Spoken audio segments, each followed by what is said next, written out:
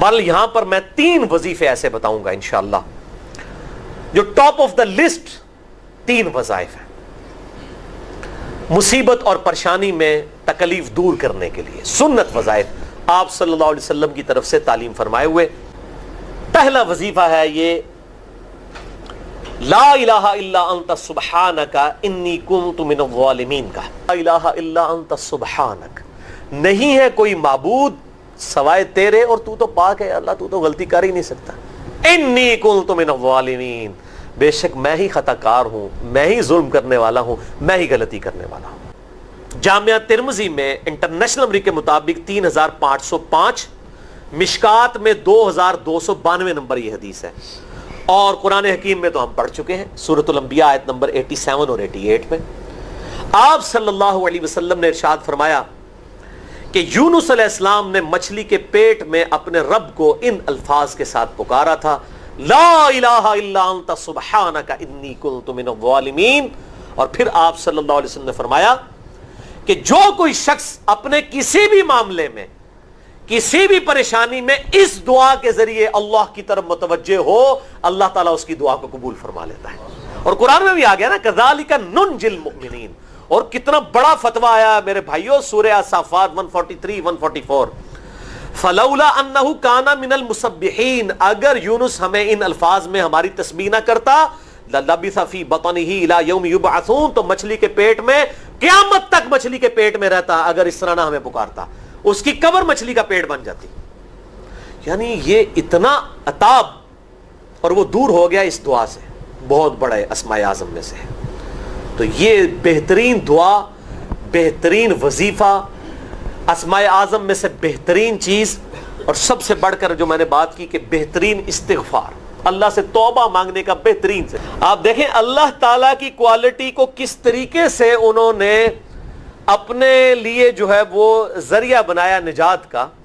کہتے ہیں نا وہ کسی کے انسٹنکٹ پہ بات کرنا، کسی کی جبلت پہ، انہوں نے اللہ تبارک و تعالیٰ کی ایک خاص کوالٹی تھی جس کے ساتھ انہوں نے اللہ کی طرف دعا کی۔ وہ کیا؟ بڑی انٹلیکچوئل دعا ہے، لا الہ الا انت، اے اللہ تیرے سوا کوئی معبود نہیں ہے، یہ توحید کو پہلے نمبر پہ لے گئے۔ انت سبحانک، اے اللہ تو پاک ہے، تو غلطی کر ہی نہیں سکتا کیونکہ تو پاک ہے۔ انی کنت من الظالمین، میں تو انسان ہوں، میں تو غلطی کروں گا۔ اب جب اللہ تعالیٰ کو آپ اس طریقے سے کہیں گے اللہ تیرے کو تو غلطی نہیں ہوندی، میں تو بندہ آنا تو غلطی تو کراں گا، کیا زبردست انداز ہے اللہ کو پکارنے کا۔ اس پہ پھر نجات ہی ملنی تھی نا۔ اللہ تعالیٰ کی وہ کوالٹی انہوں نے ذکر کی ہے، اللہ میں تو بندہ ہوں، پر بھروسہ کیا اور وہی بہتر کارساز ہے۔ اور تمہارے نبی صلی اللہ علیہ وسلم کو بھی جب مصیبت اور پریشانی آتی تھی وہ بھی پڑھا کرتے تھے حسبنا اللہ و نعم الوکیل، ہم نے اللہ ہی پر بھروسہ کیا اور وہی بہتر کارساز ہے۔ اس کے اندر وہ شعر جو بنا دیا نا، نعم المولا و نعم النصیر، ویسے الگ سے آیت ہے لیکن یہ شعر نہیں بنانا، بس اتنا ہی وظیفہ ہے، حسبنا اللہ و نعم الوکیل۔